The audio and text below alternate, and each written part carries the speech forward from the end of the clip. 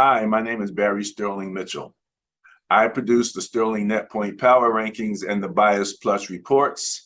Today is August 31st, 2022, and this is Ben and Barry on football. Hello out there. I'm your co-host, Ben Dickerson.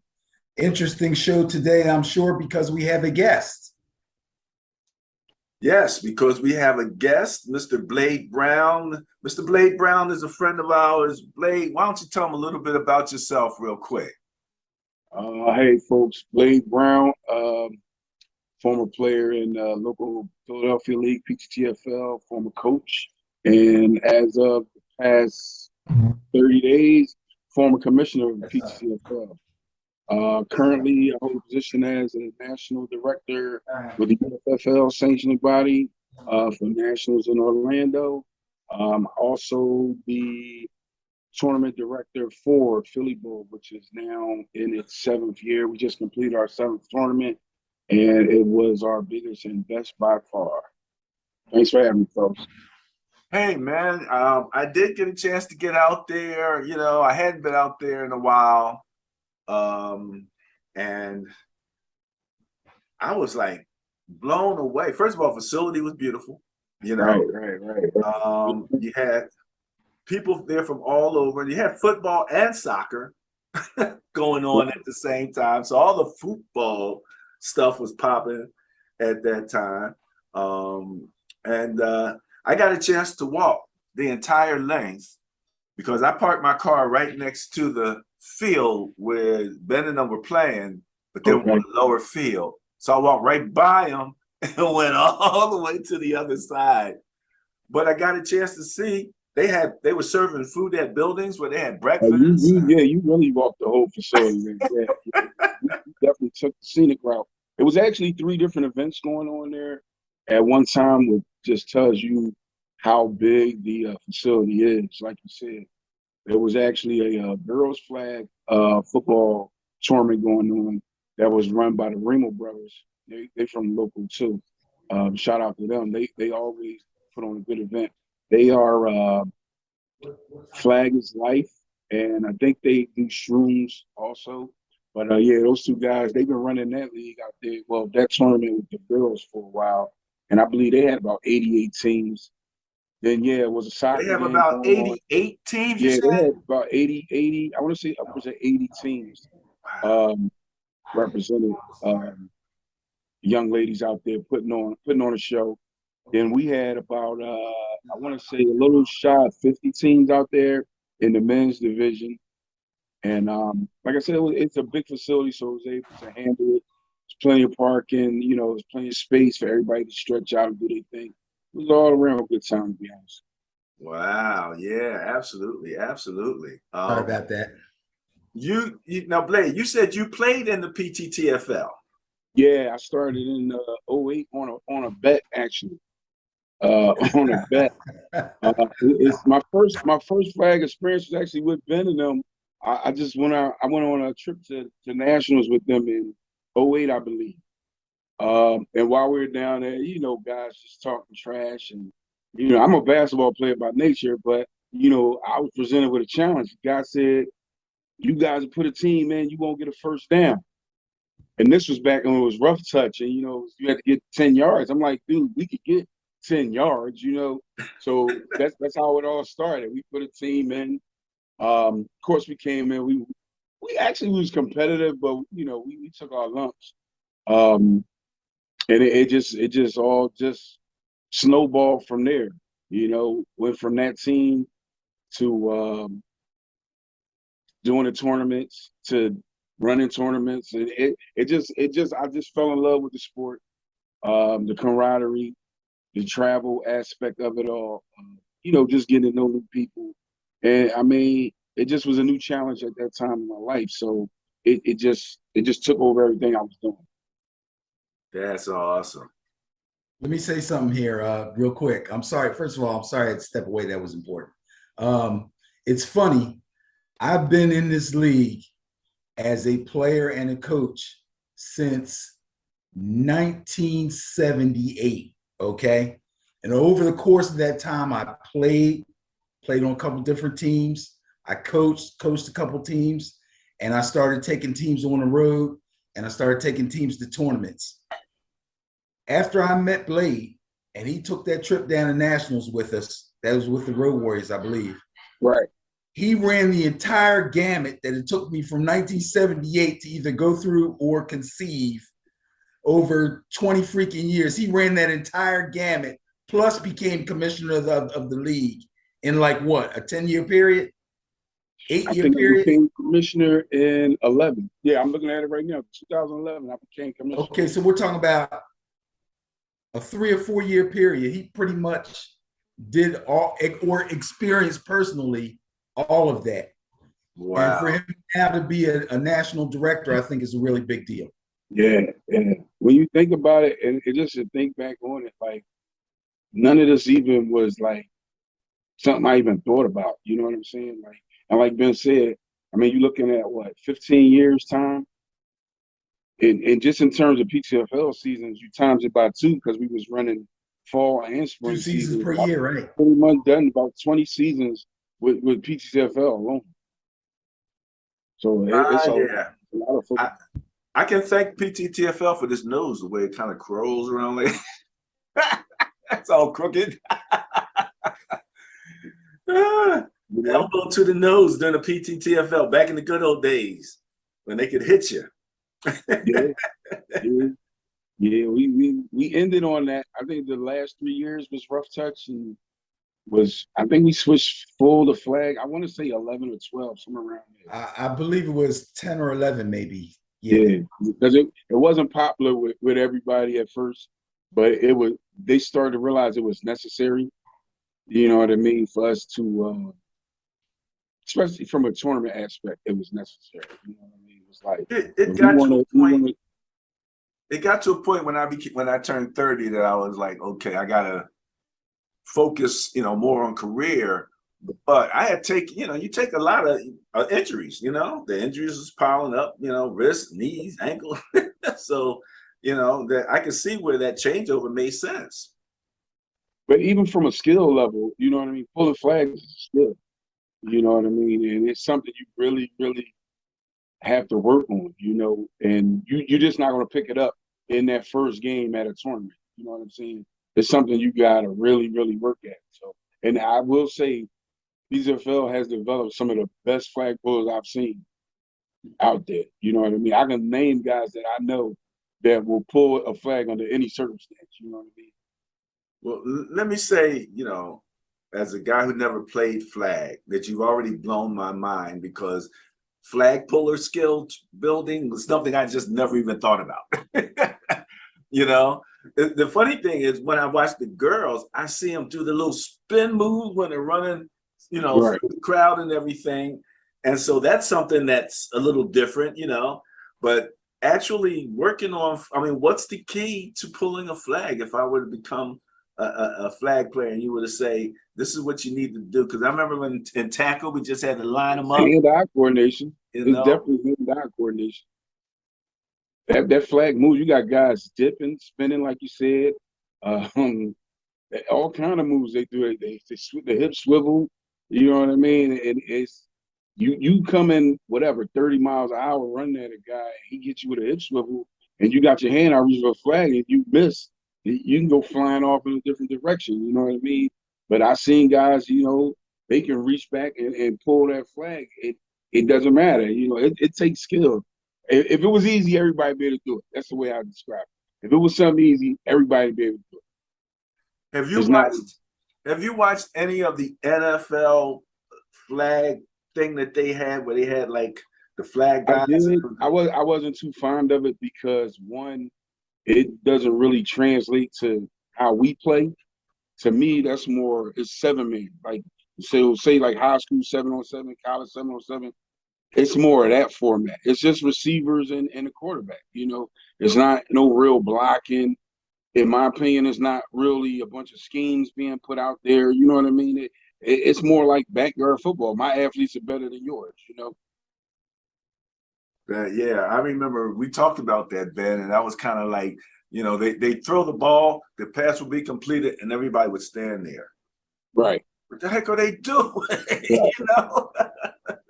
So that's kind of weird. We always talk a little bit about our own teams. Ben is obviously a Giants fan there, and we're going to talk about where your Giants lined up. Ben, I don't know if you saw it, but a little later on, I put out the Madden team ratings, not the player ratings, the team ratings. That's out also. Blade, who's your squad, man? Green Bay Packers, baby. Packer I'm a Packer fan fan. since '88, officially since '88. Wow. Well, my son Chris, Chris Mitchell, My boy, he a Packers fan. the Packer fan. He's a Packer fan. And I'll let you know, in my first experience of playing football back in the Johnson Projects, 27th and Ridge. Yeah. The first Johnson player, Holmes. Johnson Holmes, exactly.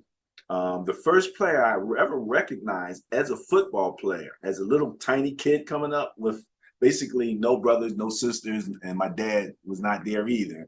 So just out in the driveways playing with the kids and coming and happened to see some football on. The first player I ever recognized was Bart Starr. Wow. There you go. There you go. There Bart you go. Starr. Like I said to Ben, with a name like Bart Starr, now wait, I got to see what this guy's doing. Who is this guy? You know what I mean? So yeah, definitely. Early on, tuned into the Packers. Became a Niner fan much later in life. Before they started winning all the Super Bowls, I will say. So it wasn't just about being on the bandwagon. It was about leading the bandwagon as far as I was concerned as a Niner fan.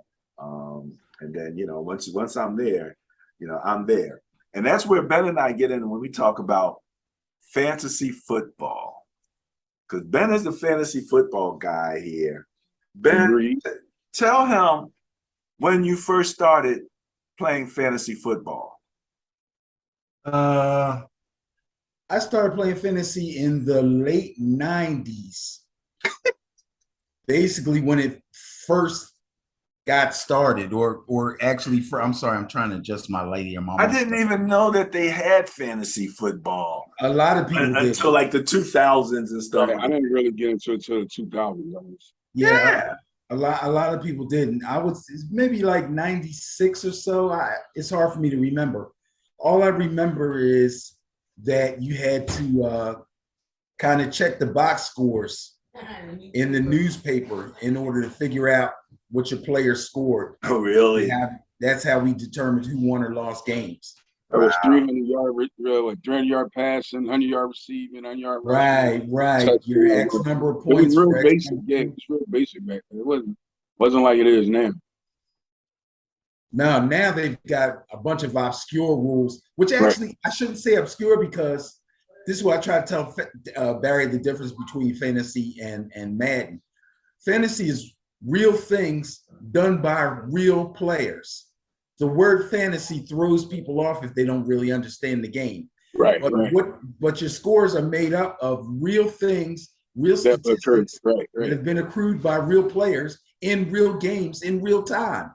So, there's nothing really obscure. I mean, there's some leagues that have rules like most leagues have rules. Let's just go with defense, because defense doesn't have a lot. You get a certain number of points for sacks, certain number of points for interceptions, and a certain number of points for fumble recoveries. But I have other leagues that give you tackles for loss points, or stops on downs. See, that's a lot of tracking right there. Yes, 3 and outs. But because everything's computerized now, you can do that. All you have to do is set it, and the computer will do it for you. Okay. Ben's in like how many? 5 money leagues and like 20. I'm in 5 main leagues, and I'm about 20 I'm counting 20 to 25 free leagues. I used to do the ESPN one.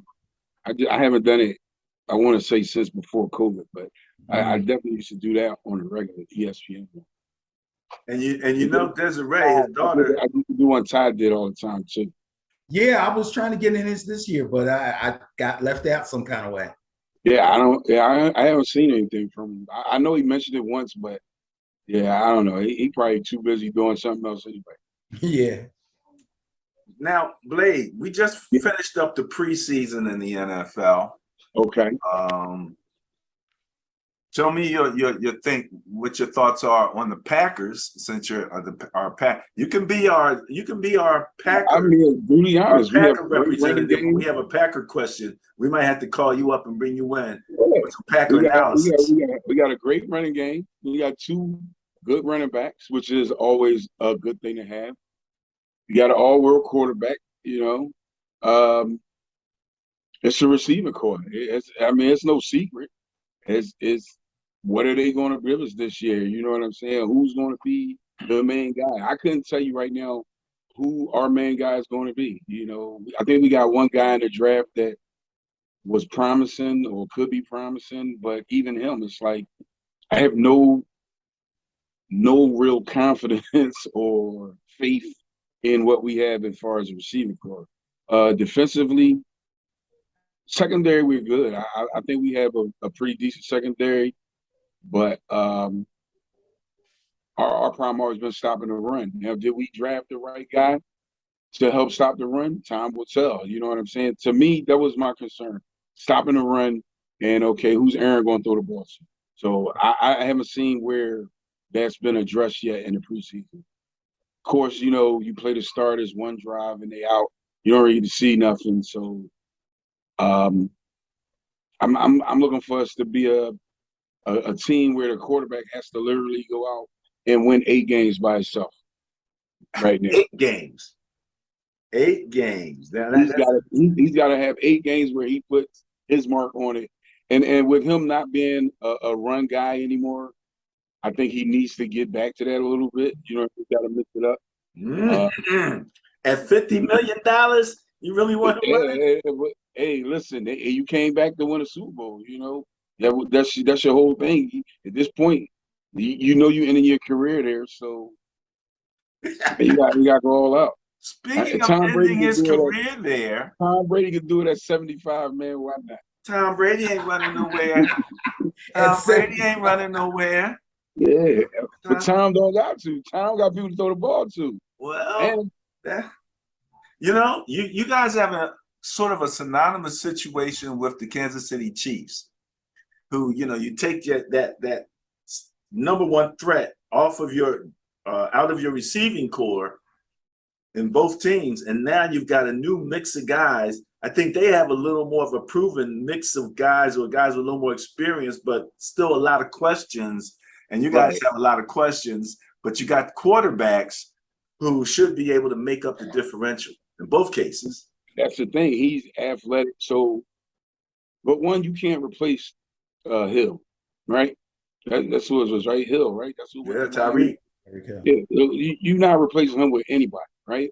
But the thing that Mahomes brings you is his maneuverability, right? His escapability. He can get out the pocket. He can extend the play until somebody gets open. You know what I'm saying? So, with that being said, he gives them a little more edge in that department. Plus, I think their receiver core is in my opinion, is better than ours. But somebody still you're gonna take all 3 on to replace Hill. All 3 of them gonna have to make up that production.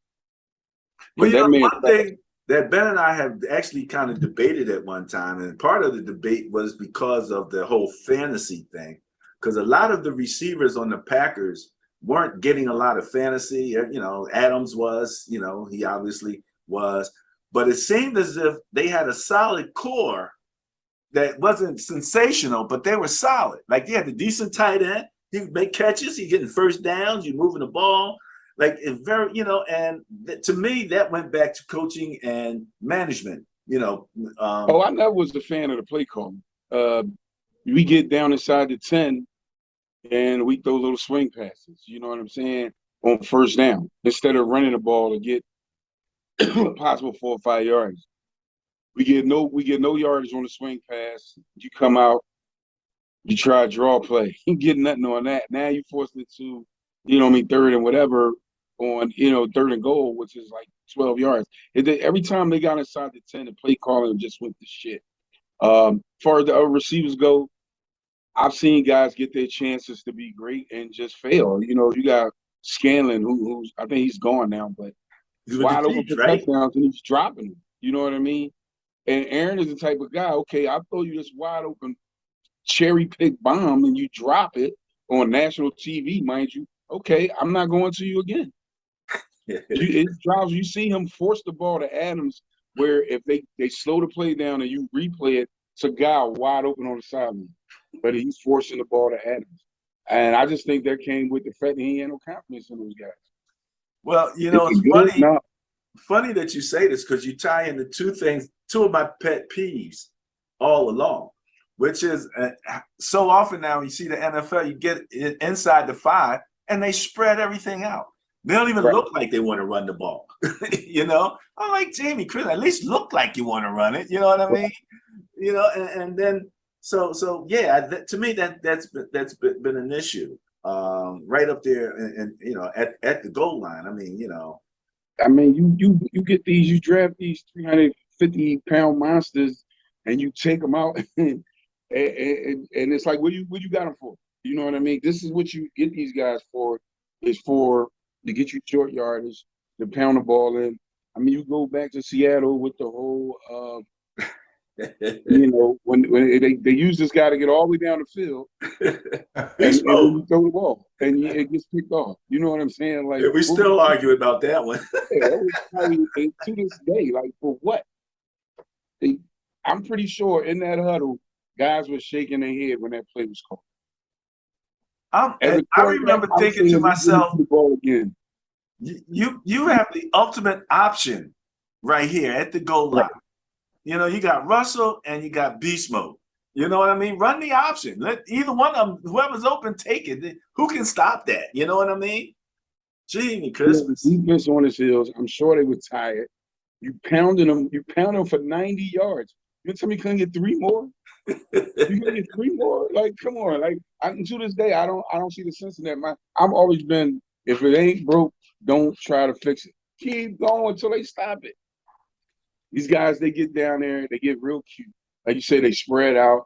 They try to throw little wide receiver screens and stuff. And sometimes that stuff works. I get it. But, I mean, more times than not, I'm going with the tried and true, what's been working since NFL's been around. Get you a big back there. Put the big guy in front of you, pound that ball in. Especially if you got 4 tries from the 3, you got to stop me. This has to just be the greatest defensive stand ever. You got to stop me. I'm going to keep pounding it down your throat. Plain and simple.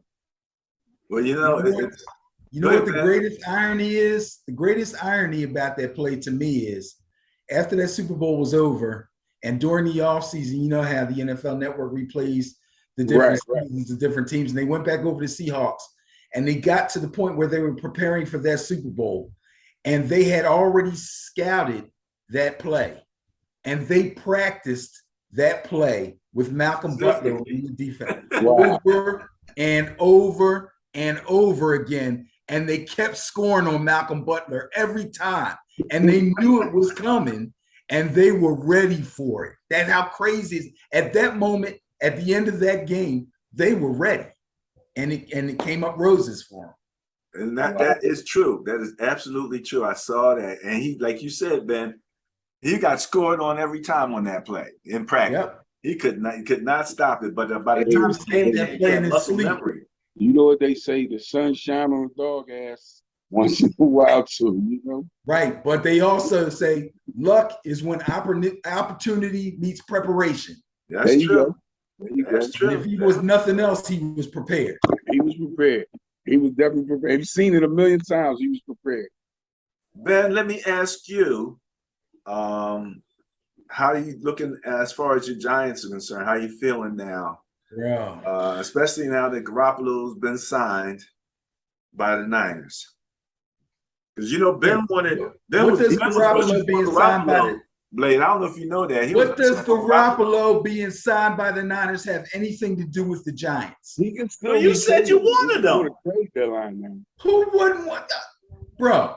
There's 2 different subjects. Okay, if you want me to talk, we do this all the time, Blake. If you want me to talk about the Giants now, and you talk about the Niners later, we can do it. Go ahead. He got to bring up Jimmy Garoppolo when he's talking about the You Giants. said you wanted him What to sense come does to that the make? Giants. You said I'm kind of in the same boat. I'm kind of in the same boat that Blade is in. I have to believe in my run game. I think Saquon Barkley coming back to this is his second year off his knee injury. He should be far better than he was last year.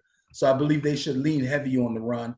I think they've made some improvements in the offensive line. We could probably use another guard maybe, but I like our left tackle. I like our right tackle. I think we're going to be okay. I'm hoping that Thibodeau doesn't miss too many games with his injury, but if he brings me the pass rush that I need, that's going to improve the defense automatically. Secondary should be better than average. Hopefully they'll be good and solid. But again, just like the Packers, my receiver core is looking real shaky. Sterling Shepard can't stay healthy. Slayton has regressed. Kadarius Toney's my only hope, really, for a big play guy. They got rid of the tight end Ingram, who never really developed, but he's the type of guy that will develop probably with another team. And who am I missing? Oh, I got a rookie, Wan'Dale Robinson.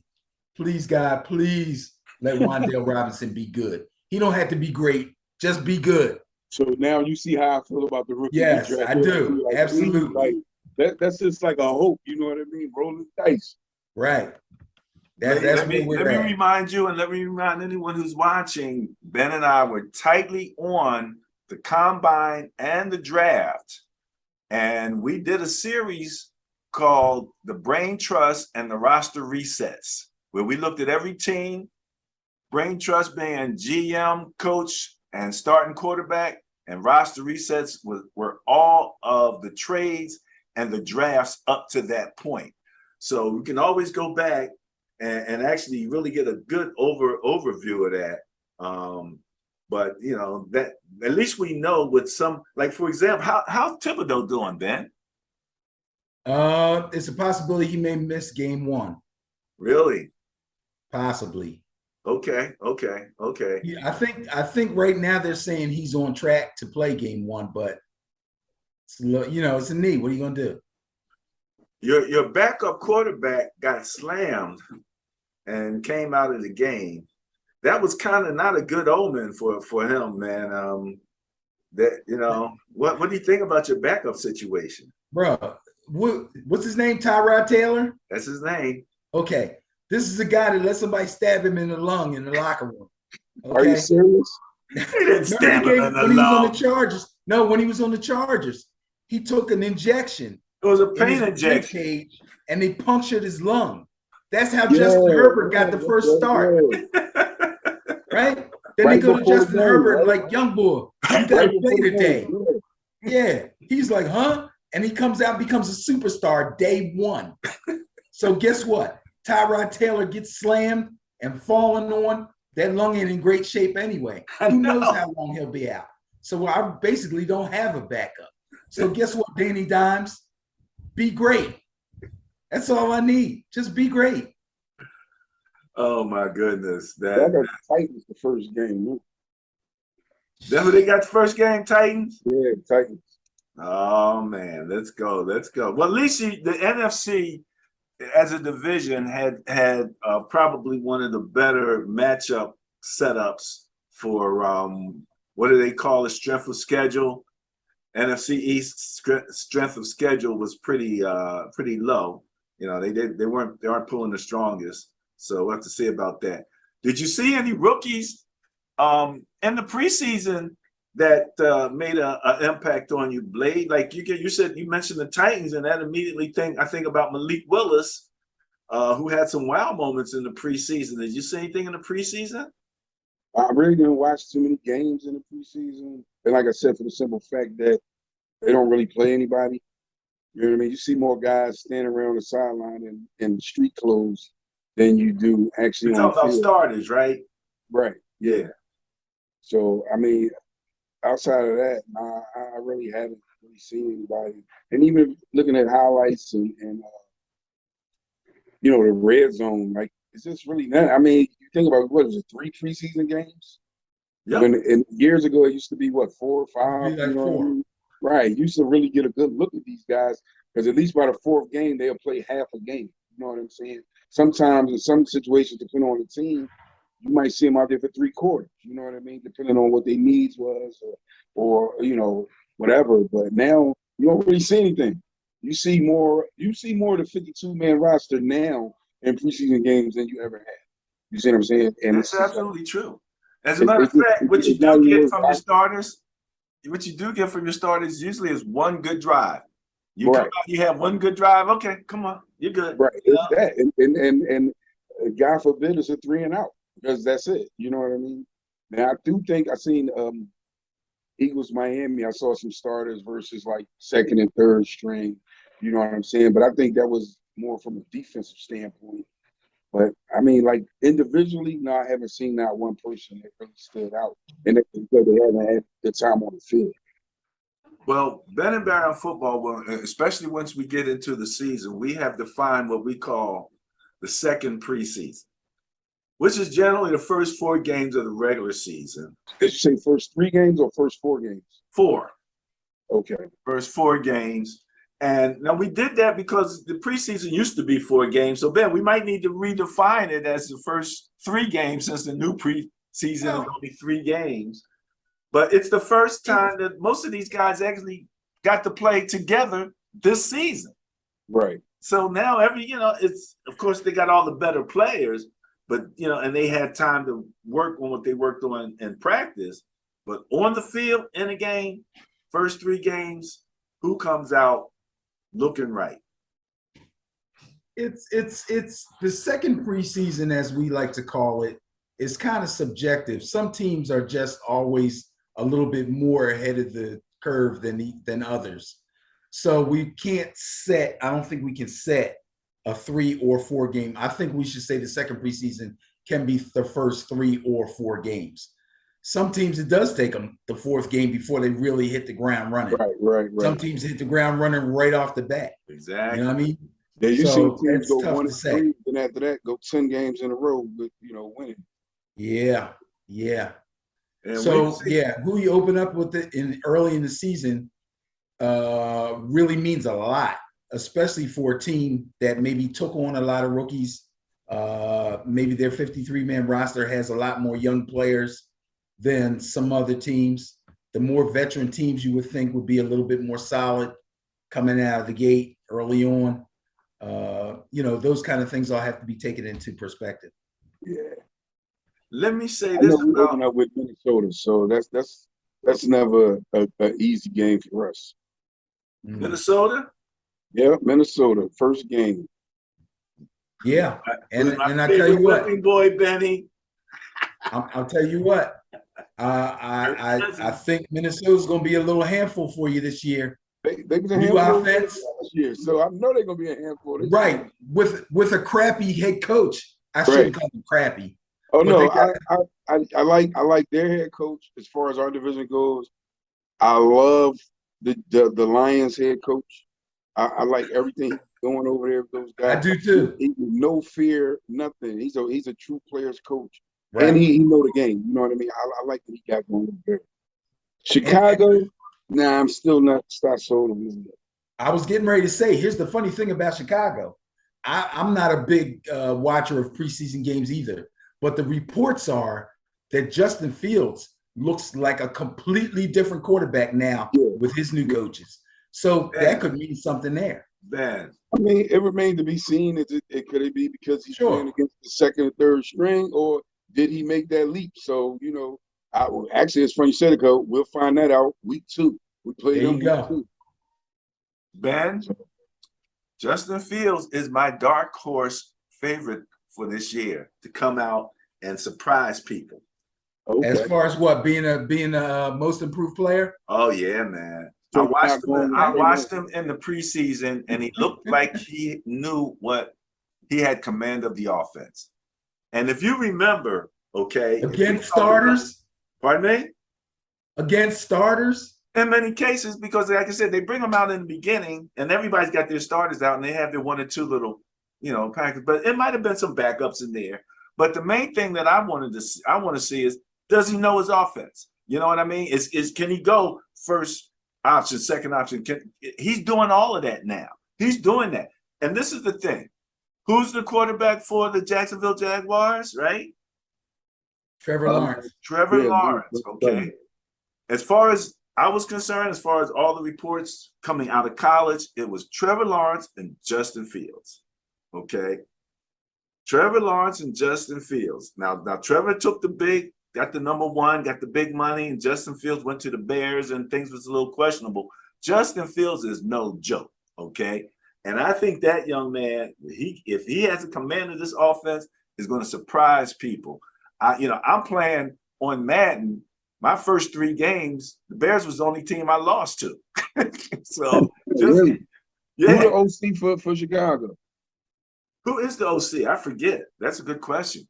We can check that out.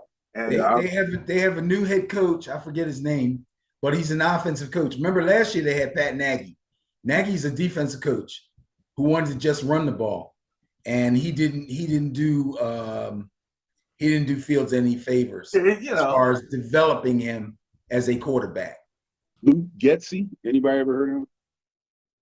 Not really familiar with him. We probably had him listed and maybe have a breakdown on him in our presentation that we did. We did this so long ago. It's been a couple months when we did the brain trust. They might have even changed somebody since then. I don't remember all of those people, but I liked the way he looked when I watched him play in preseason. There's certain guys that came out in the preseason and like, I'm the starter, I'm the man, boom, boom, boom, boom, boom. Okay, I'm gonna go sit down. You know what I mean? Your boy Josh Allen with the Buffalo. Well, I called you up. I'm like, did you see what Josh just did? Josh just dropped back in the pocket. The pocket collapsed. He dropped back about 2 more feet and threw a dime on the. You know what's funny? And not to cut you off, he was our former quarterback coach. Yeah, I'm like, yo. When I look at his face, I'm like, this guy looks familiar. And when you say Al, you're talking about the Philadelphia Eagles. No, the Packers. Oh, the Packers. The Packers' former quarterback coach is now the former quarterback coach. Right, he's with the Bears. And they got him to develop Fields. Right. Okay. Specifically. So all right. So maybe that's what's going on right there. Maybe that's why you're seeing the jump. So we'll see. We'll see. Yeah. Okay. Yeah. I'm telling you, I've been keeping my eye on Fields because I think that young man has a lot of potential, and I'm really looking forward to it. As far as my Niners are concerned, I think our main weaknesses across our offensive line. We have like one super great left tackle, but a lot of our offensive line is in flux. And even as I go across the Madden ratings, I'm seeing ratings in the 60s and the 50s and stuff. I think our center is rated like 51 on Madden. So, a lot of these guys, we have to see how they gel over the season. But I am excited to have a third wide receiver option that is now basically the fastest guy on my team. And that's one Danny Gray. Danny Gray took that deep pass from Trey Lance in for a touchdown in the preseason. And I'm loving him on Madden. You told me, you told me about, you said, make sure you focus in on Ayuk, right? So Ayuk just came up in a couple conversations, and they're saying he's put in a lot of work, and he's looking really good. Ayuk is going to be good. So what do you think about the fact that y'all was able to keep Debo and make him happy at the same time? It's a plus, and a plus. Okay, I wanted them all along. I'm one of those guys. I can want you, but if you go, you go. You know what I mean? So if he had a left, I've had great players leave, and it's, if that's your squad, you just got to move on with it. You know what I mean? It's not a whole bunch you can do. But I wanted him to stay. He stayed. Hopefully, they will. They won't tie Kittle too much to blocking. I believe Kittle can be as good as Kelsey as a receiving tight end and really open up the field and actually become one of the major weapons. We got 2 or 3 good running backs. So I feel comfortable with our running thing. I just got some questions about the line. I think our defense B is at least a B level. I think we're ranked like 86 on Madden, so we're not the highest ranked team. We're not the lowest ranked team. So we're going to be competitive. And I don't have a problem Funny, Ben, Brett Favre agreed with me in terms of wanting to keep Garoppolo as the starter and wanting to keep Trey Lance back up for this year. But like we talked about with who was it on the Patriots? Was it Drew that Tom Brady replaced? Drew Bledsoe. Drew got hurt, right? Drew got Drew hurt. Bledsoe.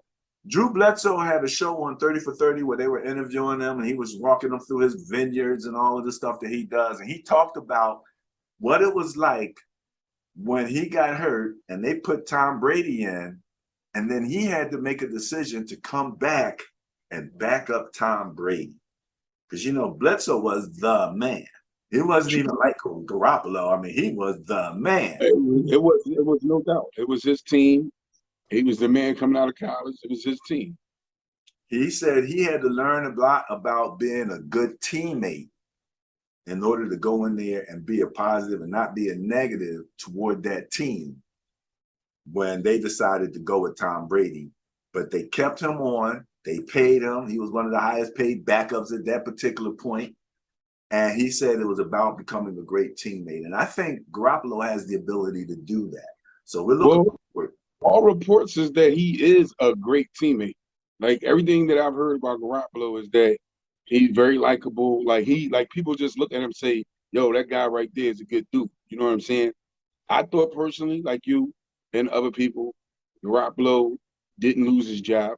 He didn't do anything to lose his job. It's just that they want to go with Trey.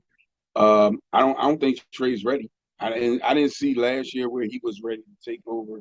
And I mean, unless something miraculous happened in the last 3 or 4 months, I don't know what they see in him that make them believe that he's ready to take over right now versus somebody that took your team to the Super Bowl. You know what I mean? What, 2-3 years ago, if that, and hasn't lost a step. Like you said, okay, you got a new receiver, new speed, a deep threat with the speed guy. You got improvements in O-line. You got Debo. Well, actually, not in O-line. Actually, I think we took a step back in O-line. That might be another reason why they need Trey. You think it's because Garoppolo can't move around back there and they looking for mobility? Well, let me put it this way. I'll give it. I use Madden a lot of times. Okay, on Madden, Garoppolo was rated 73 and Trey Lance was rated 72. That's purely from a numbers statistic, and the number one place where there was a big difference was in what they call awareness. So you're right. But this is my theory, and this is a theory, and this is going to sound crazy. I believe that my coach looked around and saw Trey Lance and said, I can make him great. He's got all the tools. I can bring him here, and he has everything I need. Number one, he didn't throw like an interception in a full season. So, you know, those are little things that happen. The young man is really smart, but I think Kyle Shanahan wants to build a monster. And that's what he sees in Trey Lance. And so, yeah, Trey Lance might not be, you know, he ain't Aaron Rodgers, he ain't that ready, but he's going to come along quickly. And having Garoppolo there, I don't think it's going to be as much of a distraction or even a crutch. He's going to do what he can do. And if they need to bring Garoppolo in, I think they will.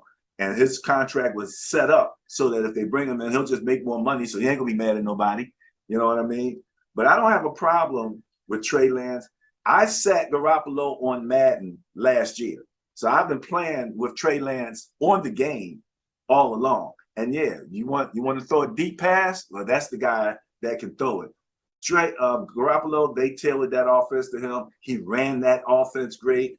If Trey Lance can run the offense as efficiently, and I'm talking about all the handoffs, all the play fakes, and all the stuff that Shanahan builds into that offense and distribute that ball, in a way, kind of like what you're going to see with the Dolphins. Because of this, everybody sees Tyreek, and they're worried about whether Tua can throw it deep. Tua already told you. He's going to throw a 5-yard Jerry Rice slant and watch Tyreek take it 90. That's what they're looking to do. So I think this is the same thing coming out of the Niner offense. You're going to see a lot of first of all, we're a run-first offense. If we stick to our knitting and be who we are, the passing game will open up. So just remember, we are, that's what we are, and I think we need to stick to that. Kyle Juszczyk, he's like a second tight end. He's a top guy. So that's my thought. I think they brought Trey Lance here because he saw someone that he could personally mold into the monster that he thinks he can build for that particular offense. As I told Ben, last year, when I looked at the playbook for the Niners, they didn't have any pistols and stuff like that in the playbook last year. They do this year. And I'm not one that promotes the running of the quarterback, but I like the pistol because it's kind of like a mini shotgun. They put Manning in the pistol when he was with the Broncos just so he'd have a couple extra seconds to look around. Right. So, what's the matter, Ben? There's nothing wrong, bro. There's nothing wrong. Of all that stuff that you said, the one thing that you said that I will agree with it 100% is what Shanahan believes that he sees in Trey Lance. That's why they traded up to get him. That was the original plan. And they've been determined to stick to that plan. And that plan says that he becomes the starter this year. This whole Garoppolo thing, believe me, if they could have traded him, he'd be gone. But the market wasn't there. There was no market. Because people were trying to see how bad do you not want Garoppolo looking over Trey's shoulder? Are you going to let this play out and we can get him cheaper or negotiate our own contract with him? And they decided, no, we're not going to do that. If we can't trade him, we'll keep him. We'll restructure. Again, anybody but Garoppolo wouldn't go for restructure. Anybody else but Garoppolo wouldn't be the good teammate that he is. Anybody else but Garoppolo wouldn't be a problem in the locker room. Yep. They got the perfect storm, and they're taking advantage of it. I get it. But I think they're a little bit early on their plan of determining that Trey Lance would be the starter right off the bat. It's a win-win for them because you got Garoppolo there for cheap, right? Two, if Trey Lance do become the guy and a market opens up for Garoppolo because somebody could get hurt, you know what I mean, on another team, then the need for Garoppolo becomes, a big need. So they in a good situation. If Trey don't pan out, okay, Garoppolo, go back in there and do what you do best. You know what I mean? Manage the team, manage the offense. So, I mean, like you said, and the fact that, like you said, and like everybody else said, he's a great guy. He's a great locker room guy. Makes it easy. Trey don't have to worry about, okay, if I throw an interception, everybody's be screaming, oh, it's G-Man time again. It's G-Man time again, or Garoppolo making waves. You know what I'm saying?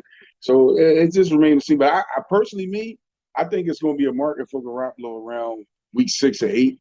Somebody's going to get hurt. You know what I mean? And you're going to need a veteran, a guy that's been around, somebody who's a proven leader, a great locker room person. And, you know what I mean? And right now, you're going to get him for cheap because the only – and his shoulder will be fully healthy. Shoulder will be 100% by then. Right. That is true. That is true. Absolutely. Absolutely. All right. That was fun, fellas. All right. So, Benny, last week you promised us that you were going to give us your picks for now. Correct me if I'm wrong. Division, conference, and Super Bowl.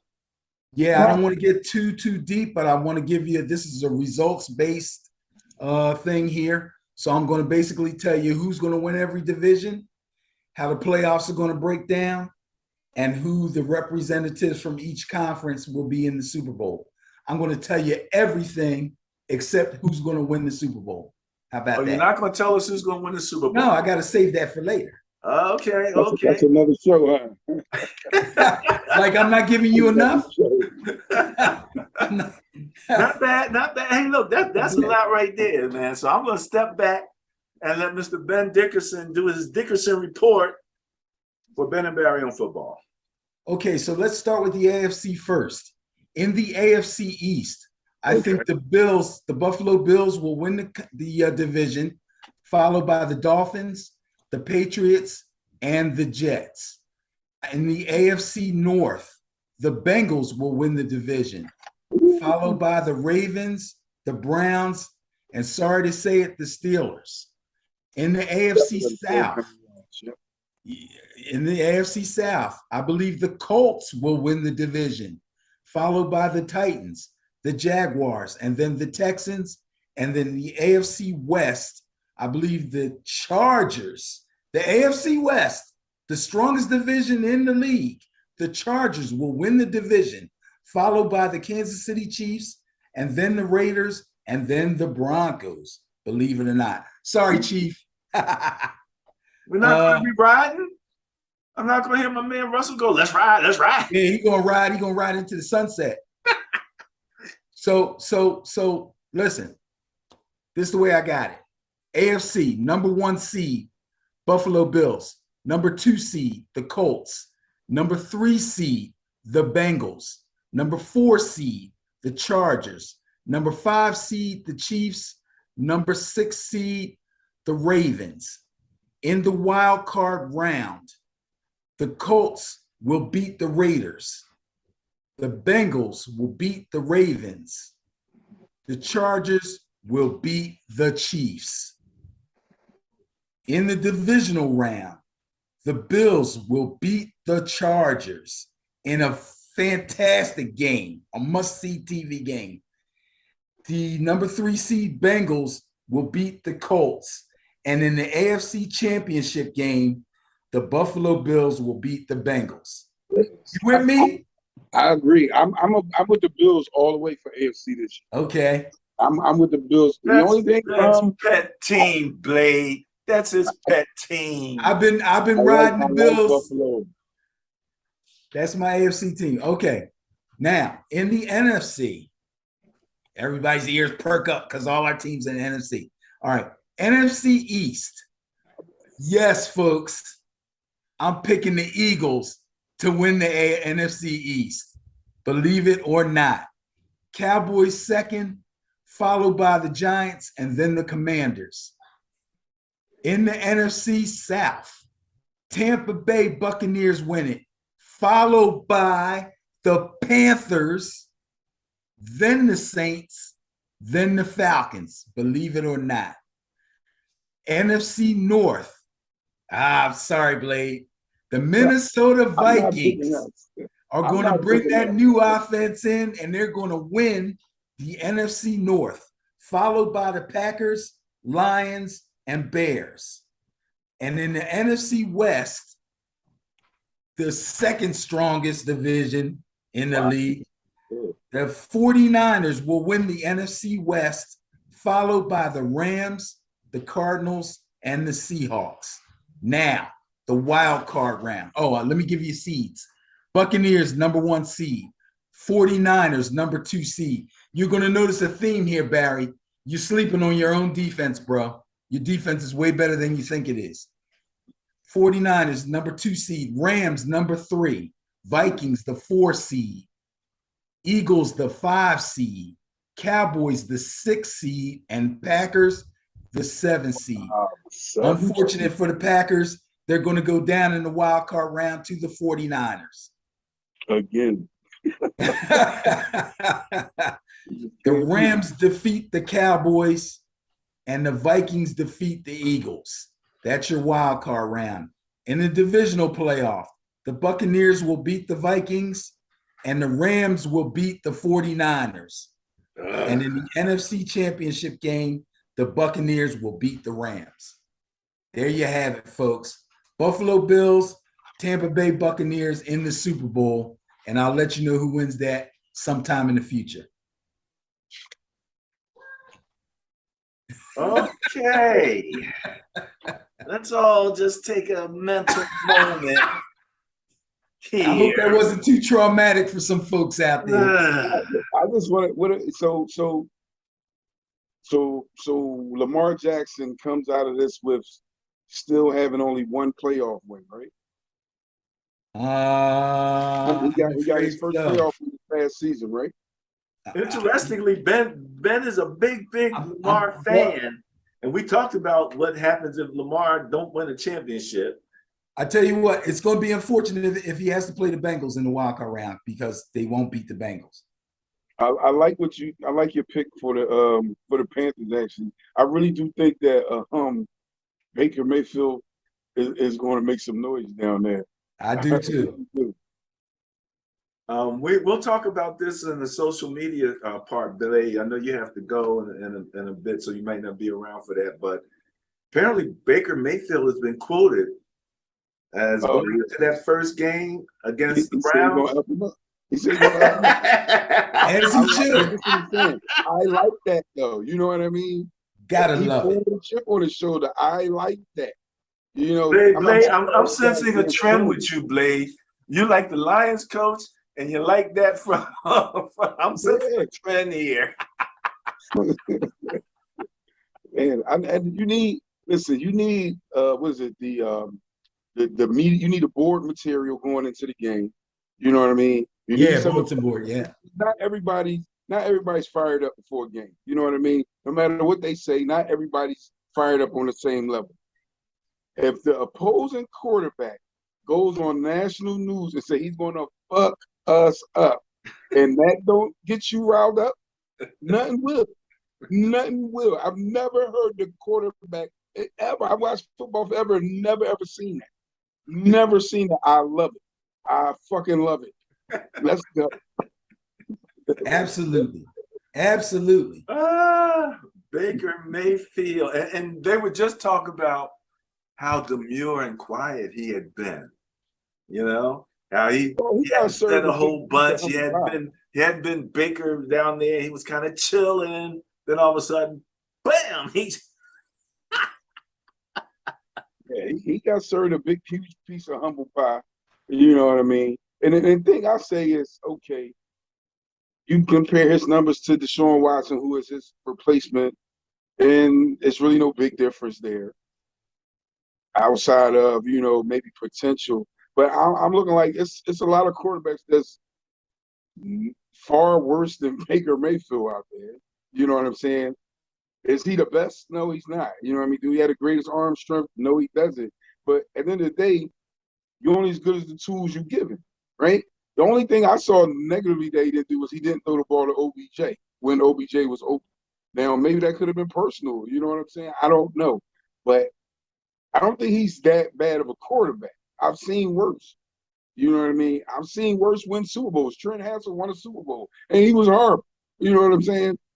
No tools whatsoever except handing the ball off to the running back. You know what I'm saying? So I just like that he fired up.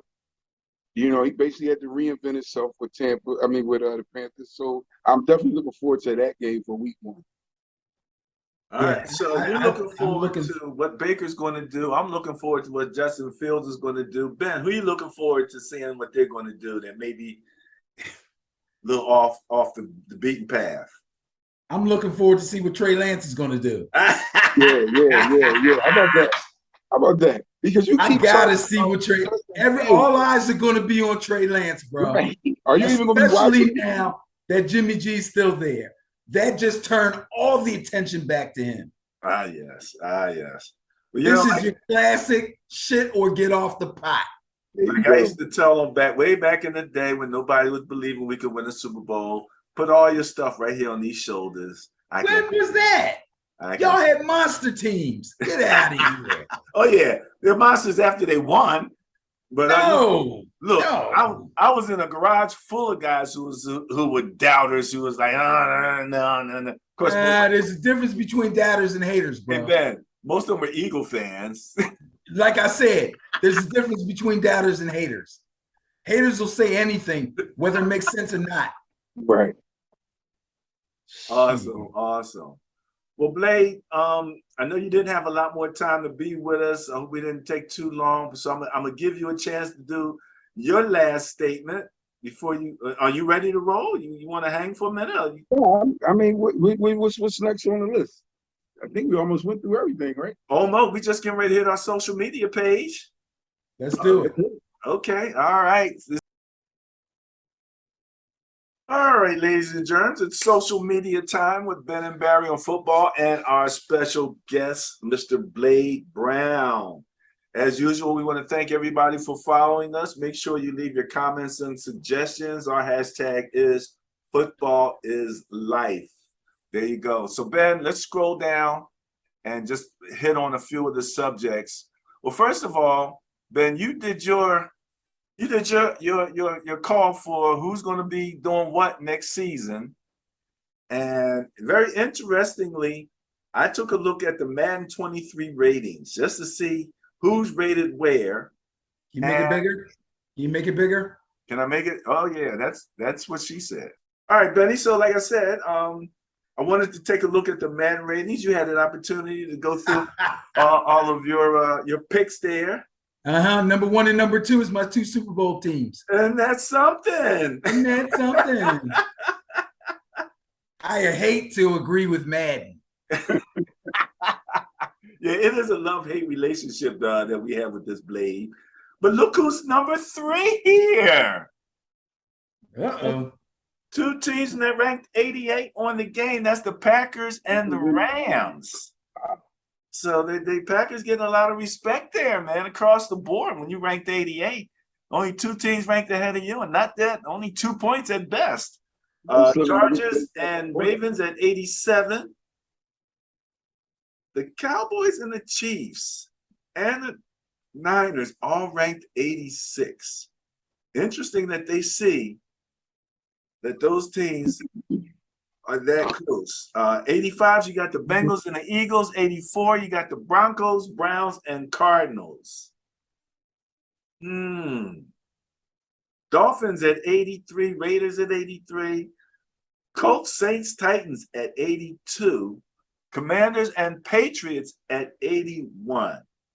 I'm looking for the Commanders to do a little something in the NFC East. I think the Commanders might be a little bit better. Yeah, I agree with you on that one. Yeah. I don't. That's my dark horse in the NFC East. Is I it? definitely don't see Eagles as high as Ben see. I think you should change the Giants to your dark horse.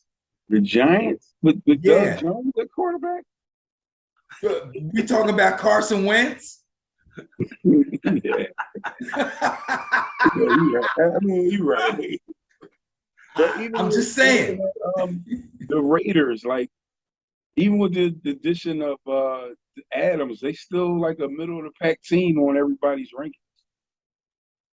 Their defense. Yeah, that is true. That defense. is true. The Vikings are down there with the Steelers at 80. So I'm not sure what they're missing other than the fact that Kirk Cousins is still the quarterback. Oh. Panthers, Bears, Lions That.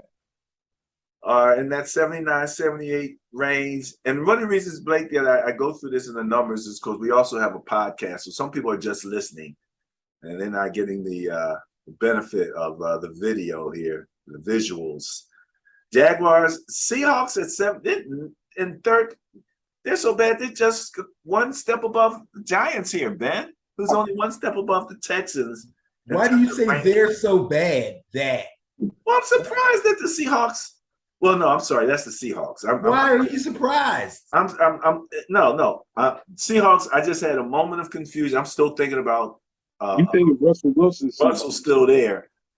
Where's the Broncos at? The Broncos are 12th. So Russell's having a good impact. I'm surprised the Browns are as high as they are, though. I mean, Browns have a lot of talent, but that quarterback situation. Yeah, that's still. But it's what Jacoby Brissett got the first 11 games, right? That's right. Yeah, Maybe. like 5 and 6 written all over. You know, well, I forget, but I don't think his touchdown to interception ratio when we did the quarterbacks, I don't think it was too favorable. I think that's one of his issues. So we'll see with that. All right. So Blade, I know that you don't get deeply into this. Names being cut, et cetera. Yeah. Some of these names I'm recognizing. I'm like, gee, Christmas. I didn't think, for example, Kellen Mond would get cut by the Vikings. I thought he would hang around. Philip Lindsay was a starter for a number of years. He's out. Josh Gordon, Duke Johnson. You know, he's a running back, right? He's a journeyman now. Yeah. He's been on 4 or 5 different teams in the last 4 years. I used to have him on my fantasy team a few years ago, and he actually did good for me the 1 year I had him. That's why his name stood out to me. Yeah. Davis Webb. Don't you think you should have kept Davis Webb, Ben? I bet you they'll call him up after they find out what's wrong with Tyrod. Yeah, you know what you say is so true, and this brings up a whole nother point. A lot of action still happens after they get down to the 53-man roster, where the teams look around to see who got released, and they go, "Oh, that guy was released, but he's better than this guy that we got. We're going to bring that guy in and let this guy go." So there's still going to be some movement. Some of these guys are already getting looked at by other teams. Chris Streveler, cut by the Jets, actually had a super duper preseason. That's the guy with the funny name. I didn't see it, but they said this guy had a real good preseason. What position did he play? Quarterback. Oh, right. Okay. Yeah. You know, and you know, I got questions about the Jets' backup situation with Flacco. You know, I know Flacco's got all the experience and he's got all of that. It should work. It should work. It just came down to the name. You got Flacco back there versus Streveler. You going with Flacco versus the name. Right. The name in the contract. Right. Logan Ryan is a long-time veteran DB. I think Logan Ryan will show back up somewhere. Sony Michel will show back up somewhere. Rams fans were already screaming for Sony to come back to the Rams. Were they really? Yeah. Wow. So those were just some names that I saw, and I'm like, wait a minute, I recognize these guys, man, and they got cut. Holy man, it's a rough world, man. It's a rough Matt world. Barkley, he's a backup, right? Say that again. Matt Barkley, he's a backup, right? Yeah, backup quarterback. USC Trojan guy, right? Yeah, that's him. Well, Ben, this is Matt Barkley, career backup. This is an interesting contrast to what the Browns did. You know, they let Matt Ariza go.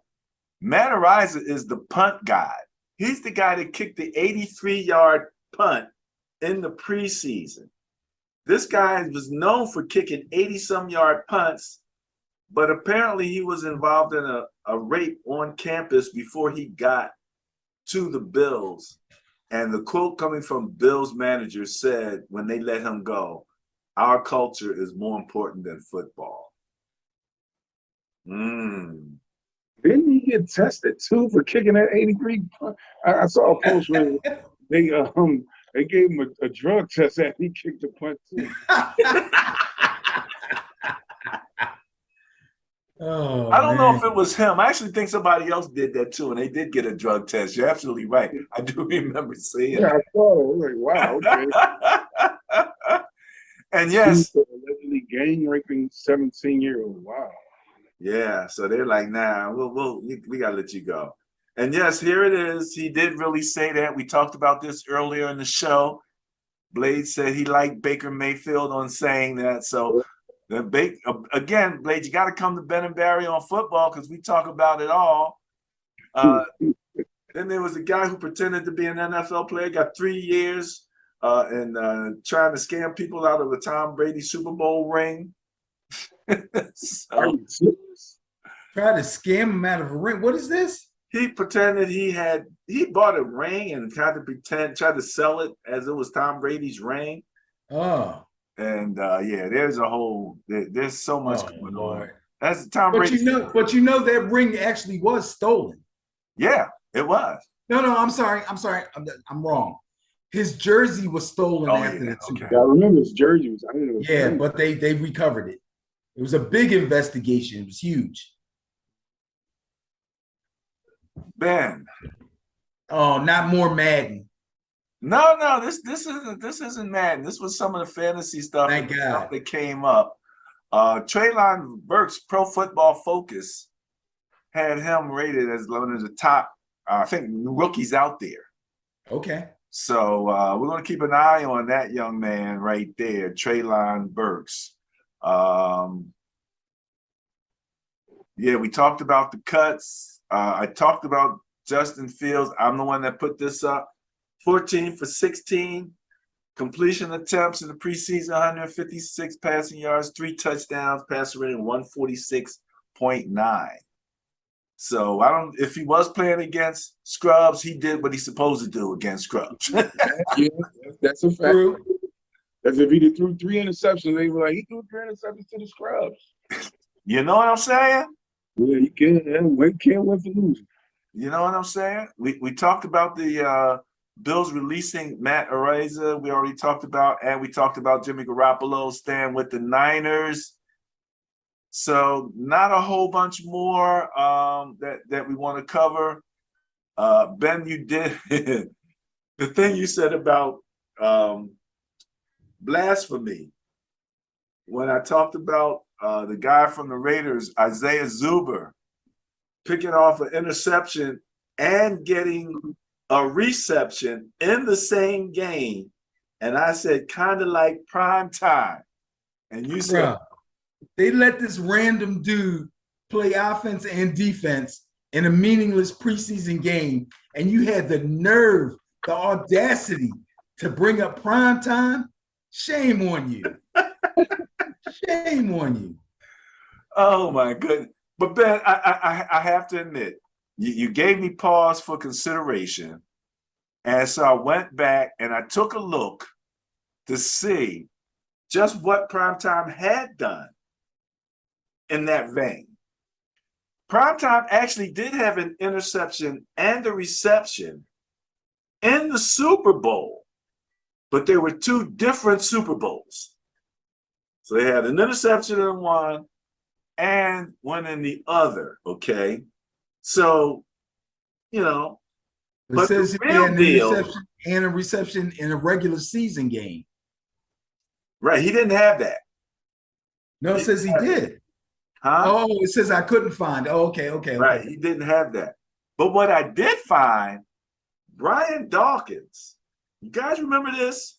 Recorded a sack, 2 pass deflections, Yes. an interception, and a forced Yes. fumble in the 35-17 victory over the Texans. He Yes. also turned a trick play on a fake punt into his first career touchdown reception, 57-yard score.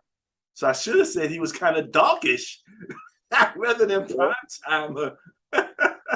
Nah, that game put him in the Hall of Fame. You know, and it was like I had to go back and think about because I didn't remember that very, very clearly. But obviously, you have a better recollection. Yeah, I mean, he was already borderline. Some people said he was borderline Hall of Fame kind of guy before he got in. Some people, mostly Eagles fans, felt strongly he should be in. Some other fans thought, yeah, there's a chance he could get in. But when you go back and you talk about a game like that, you replay that game, and people look at that game on top of everything else that he did and the kind of player that he was, and you're like, yeah, HOF, baby. Put him in. straight there, no detours, no waiting around. Yeah, don't collect none of that. Nothing. Get straight there. Straight there. All right, guys. Well, that's all I got. Benny, you got. Oh, look. We have a guest first. Blade Brown. First of all, let me thank you for joining us. This was a pleasure. You're now our residential Green Bay Packer fan That's me for resource. life. For life. All right, so don't expect a call here when the Packers are up for Monday Night Football or Thursday Night Football or up against it, and we need to know what's getting ready to happen. I get the calls, whether they're up, down, it doesn't matter. People gonna be calling you anyway, right? Yeah. So, any last words, Blade, for the show?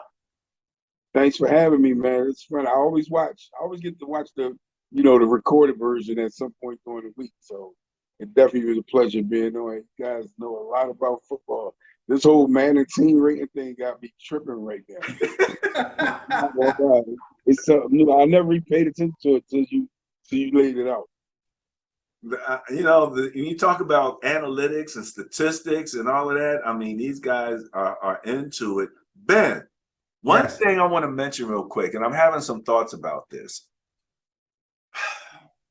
Play action passes. I'm wondering if the NFL is overdoing it. And I'm looking at analytics, and analytics is saying that it is the best play you can run. The play action pass, as apparently the passes are deeper and et cetera, et cetera. But I'm questioning the play action because, again, from playing the game, when you make a quarterback turn his back on the defense, there's a risk there, okay? There's a risk there. It can work, but there's a risk. I've seen so many times in the preseason when the first play is a play action rollout, and I guess it works because a lot of these guys are so eager to try to make the team, they're biting on play action and the guy's rolling out. And, sometimes you have 2 or 3 receivers, but I'm really wondering because I've seen these guys in 3rd and 31 run a play action play. And I'm like, who are you thinking that you're fooling? You're not fooling nobody on 3rd and 30. You know what I'm 3rd and saying? 30. So why is it in there? Why are you calling this type of play? And especially, you got to have a really good play if you're in the red zone. You're going to have that guy spin around and turn his back to that rush because everybody's coming, and it's a very compressed situation. So I'm keeping an eye on that. But in the meantime, on Madden, I'm practicing my play action because if they're going to program it in as a successful play, it is what it is. You got to go with it. Do as the Romans do. You know what I'm saying? Yeah, you kind of got to respect play action to a certain extent, but 3rd and 31, obviously, that's ridiculous. And it doesn't even have to be that bad to me. There's certain situations, but here's the thing. Both teams huddle, they break the huddle, they line up. The defense is diagnosing the formation, who's where, what's the down, what's the situation, what's the score, what's this, what's that. You can't do all that fast enough to not give some respect to play action.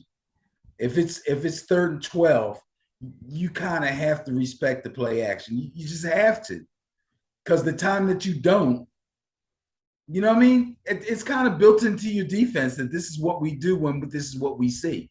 Right. And the offense plays off of that, and that's why it's so successful. And if it's statistically successful, then it just is. That's real. That's not made up. Now Blade, this is a guy who says he would never throw a fade in the red zone. He would run the ball before he would throw a fade pass. Just not a fan of the fade at all. Not at all. Unless Even I got a 6'8" guy out there. Even if you got Cooper Kupp, against Eli Apple, you're not going to throw the fade. A lot of Cooper Kupp stuff wasn't caught on fades, They were fade. Exactly. You know what? They were fade comebacks. Sucker. I'll throw a fade comeback. But hey. Oh, man, don't change up now. Don't change up now. He's run. This is a guy. Run. This is a guy who is not big on analytics. Am I correct about that, Benny? I believe in analytics. I'm not big on them, no. Okay. What do you think about analytics in pro football, Blade? We just took another 5-10 minutes for the show, but I'm gonna give Blade a chance because it's a subject. It is. The thing about it is, but I'm from a coaching off of instinct, as opposed to going to the paper and saying this, that, and the third. What do they do 75% of the time in this situation? What do they do 50% of the time in this situation?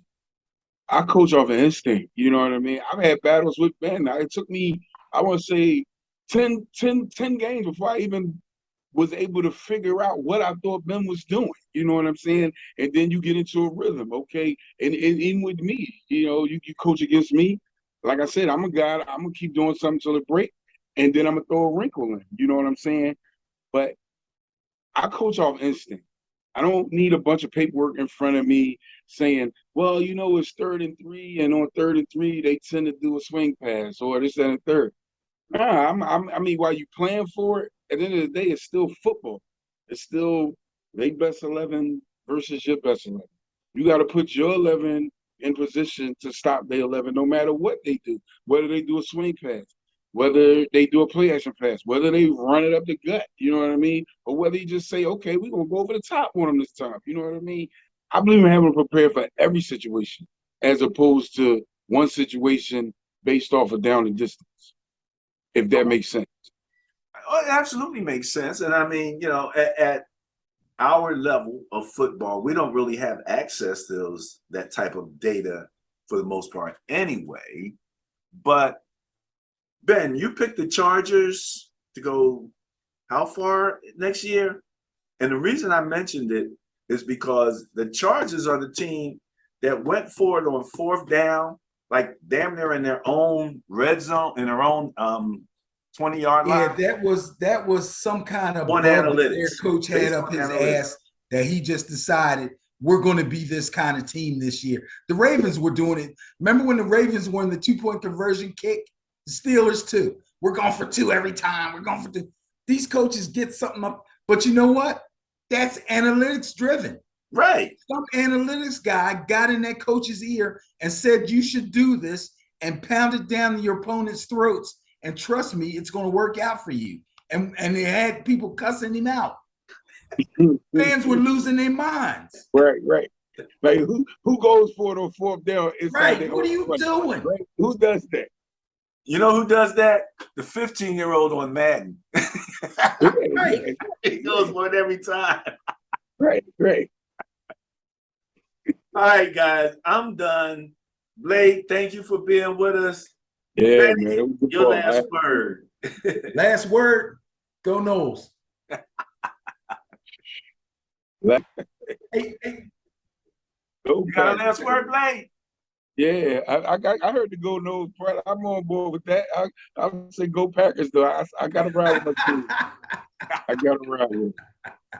All righty. Y'all take care.